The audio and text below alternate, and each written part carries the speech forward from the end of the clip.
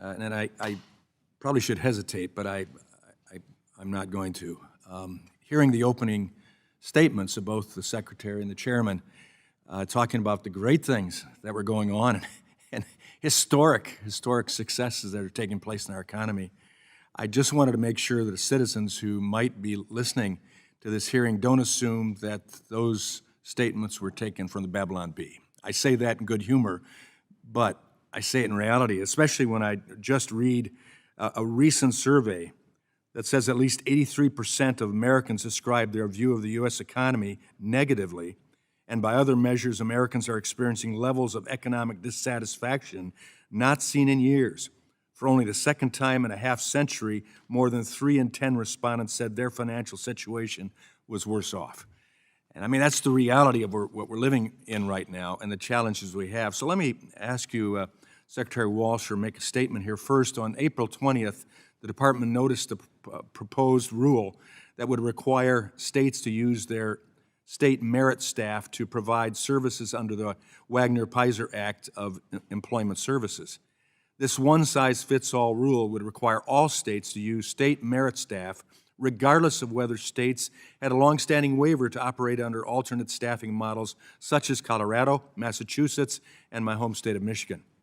The Michigan system of providing employment services has a track record of success, consistently outpacing the national median for performance, and has one of the lowest costs per participant in the country.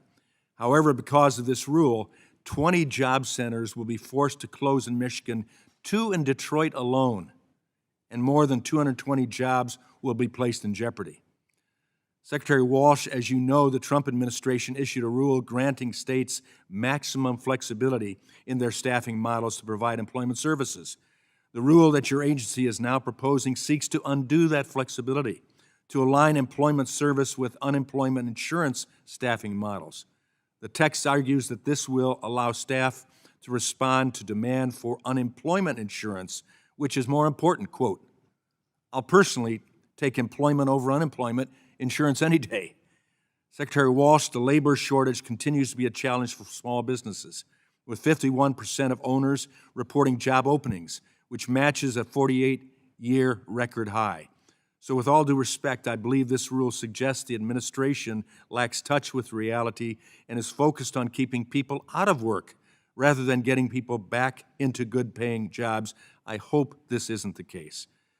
And so, Mr. Secretary, with the current workforce crisis facing our country, why is the department proposing to end this flexibility when the change will drive up program costs and harm employers and job seekers by limiting available resources? Thank you, Congressman. I just, in regards to the rulemaking, because of the deliberative rulemaking process and it's still pending, I'm unable to really provide you with a timetable concerning the final rule or concerning what's in the rule. And as you know, the rules, I can't talk about that. But you have suggested the ending of that flexibility that was in the last administration's handling of employment issues. Again, it's in the rulemaking process. I can't get into. I don't know what's in the final rule because the rule's going through the process. Well, we will submit questions for the record then. Yes, please. Hoping at the very least we can get your staff to give us some idea relative to what's going on in this process. Let me move on. I've been disappointed to hear multiple statements from the Department of Labor officials that the department is determined to resurrect some or all of the 2016 fiduciary rule. This was an unmitigated disaster and was invalidated by the Fifth Circuit U.S. Court of Appeals.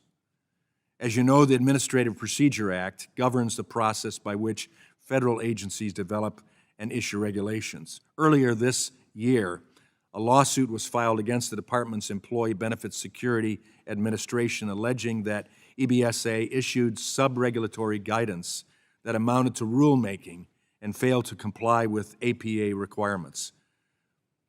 Have you reviewed this suit and EBSA's work on the fiduciary rule, and what's your office doing to ensure that the Department of Labor and EBSA fully comply with APA's requirements? Thank you very much. When retirement savers receive advice on how to best meet the particular financial needs, they should be able to trust in the advice that they're receiving and understand that's the best interest. We want to make sure that American workers and their families are protected as they save for their retirement. Last year, the Department of Labor allowed a new exemption to go into effect, including protections for advice on rollovers, such as from employees' benefits to IRAs. These types of rollovers often represent a lifetime of savings and deserve better protections. So what we want to do is make sure that the person, the employee or the private citizen is protected.